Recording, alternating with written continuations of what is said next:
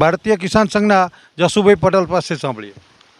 ખરેખર આજે રાત્રે 4 વાગ્યાથી તે 7 વાગ્યા સુધીમાં 13થી 14 ઇંચ વરસાદ પડ્યો છે।